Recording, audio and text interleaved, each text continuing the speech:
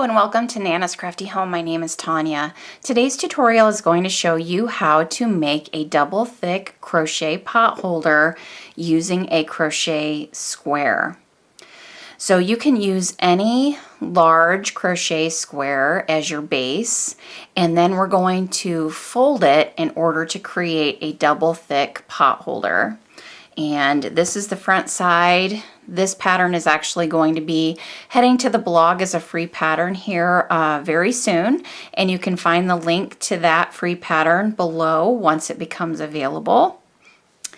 You can see this is the back side of my double thick pot holder using a square, folding those corners together towards the center. So you're going to want to start out with a pretty good size square before you fold and seam. The square that I used for this pot holder was a 12-inch square. You can calculate how large your finished pot holder is going to be by subtracting 33% or a third of your total sized square. So this was a 12-inch square. A third of the size of that 12 inches gone, so now we're down to a finished size of about 8-inch. I'm going to be showing you how to make this double thick pot holder just by using another square that I had hanging out here at home, and this was a free pattern as well on my website. This is the ribbon mosaic square, which is a 12-inch square when we're finished using a medium worsted weight yarn. And I'm just going to use this square to show you how to do this. So before you begin, you're going to want a long length of yarn because we're going to be using that length to sew all the seams on the back. So before fastening off, you're just going to want to leave that final end at one of the corners, and you're going to want a pretty good length. I'm suggesting for a 12-inch square around 50 inches of length before you fasten off. And then you're going to want to weave in all of your remaining ends before you go ahead and seam your pot holder. So with the wrong side of your square facing towards you and that long length of yarn on your tapestry needle, we're going to begin by folding the first corner towards the center, and you want that corner to be the one that has the long length of yarn in the corner. So fold that towards the center, then a corner next to that one, we're going to fold it towards the center, and then we're going to whip stitch the edges from the corners along those two edges down to the end here. So making sure that I get that end, that corner, mid-corner stitch. I'm going to begin whip stitching using the front facing loop of those top two loops of each stitch. So you can see here's my top two loops on each side, and I'm just going to be picking up that front loop only, leaving that back loop on the back side. That eliminates the ridge.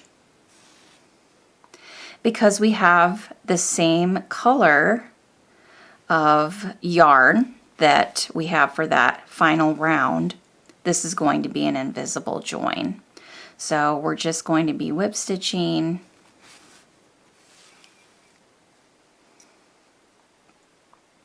those front loops all the way down. And you can use whatever method of join that you prefer. Just keep it easy. This is going to be the back side of the pot holder, so no one's going to see this side. I do want to make it more professional finished look, obviously, but a mattress seam stitch could also be done here as well, especially if you have a multicolored last round and you want to make that invisible. That would be a good option for your join as well. So just continue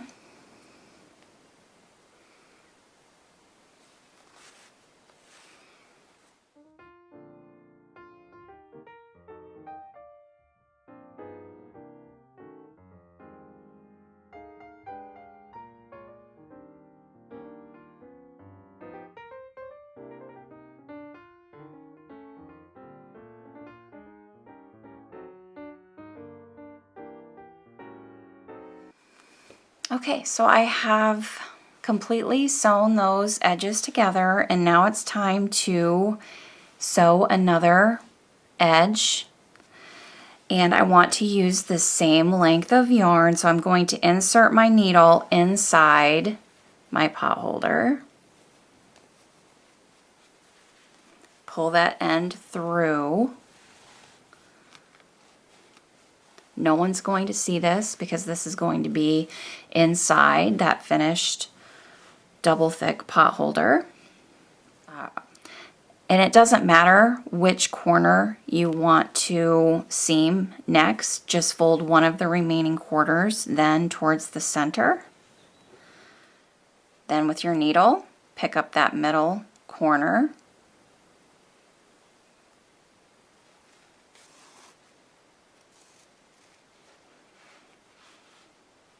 And repeat, whip stitching along this edge on both sides in the front loops.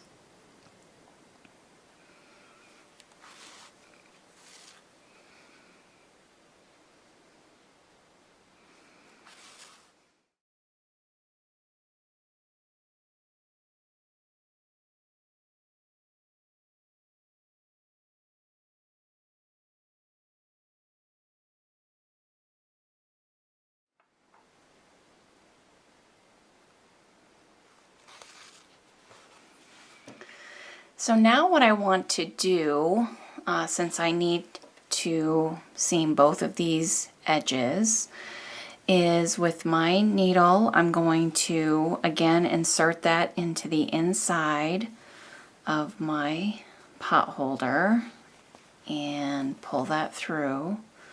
So basically I'm just going to be hiding that yarn inside my pot holder. So now I want to use the same length to seam the remaining edges. So I'm going to pull this, and I don't want to pull it tightly, just so there's not a lot of slack inside. But if you pull it too tightly, you're going to start pulling the edges. You could, if you wanted to, go ahead and knot this off inside here.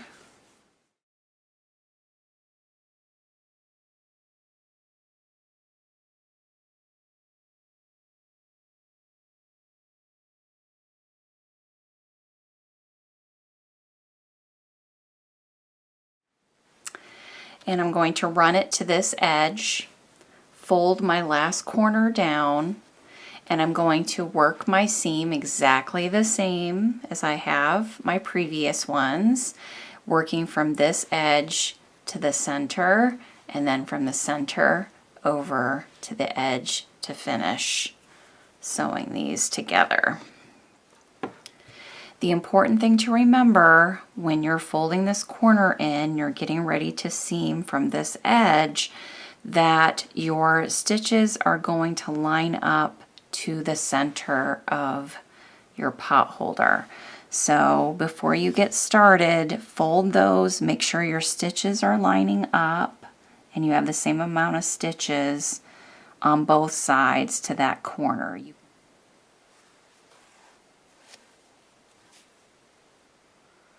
And work in those front loops only.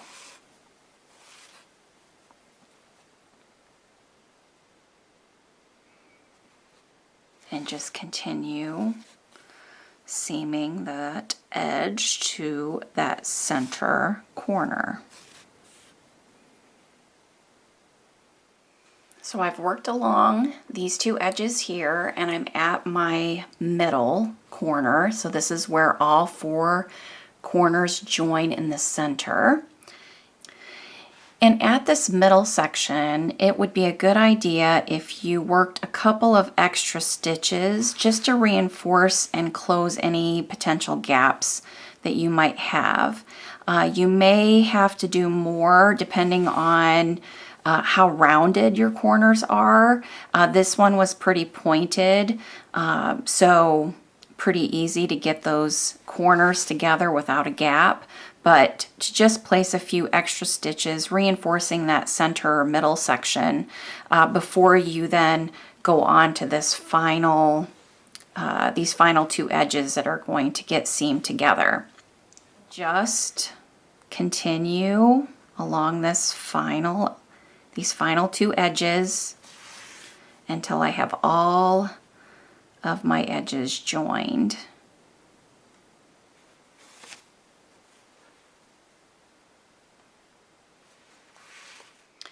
So I finished working all along that final edge. I have completed all of my seaming. Now you can go ahead and fasten that end off, weave and secure that end, and I've completed the main section of my pot holder here. To add a really simple loop, you're just going to get your yarn on your hook.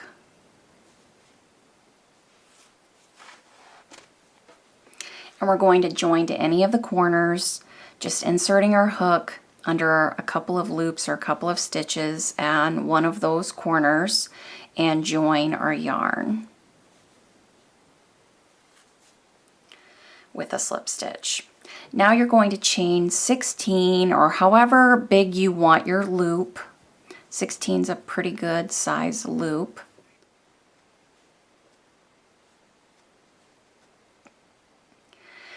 Go ahead and slip stitch into that second chain, and then in each chain to the end. I like a little thicker loop, so I work the slip stitch to make that chain thicker, but you could just do a chain without these slip stitches. That's another option as well.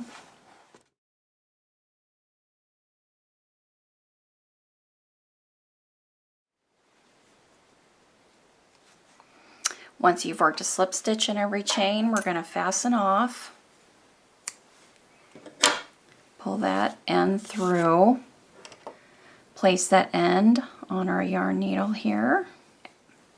So what I want to do here is I'm going to create the loop shape by pulling that end down. And I want to secure it on the edge. So I'm just going to run my needle, my yarn through there to create that loop and secure it.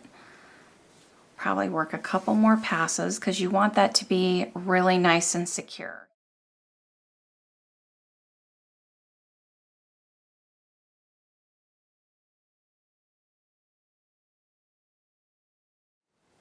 And then you'll weave in that end when you're finished and you've completed your pot holder. I hope you've enjoyed this tutorial today. Thanks so much for being here. As always, remember to subscribe to my YouTube channel so you never miss a new video. Thanks everyone. I'll see you soon. Take care. Bye-bye.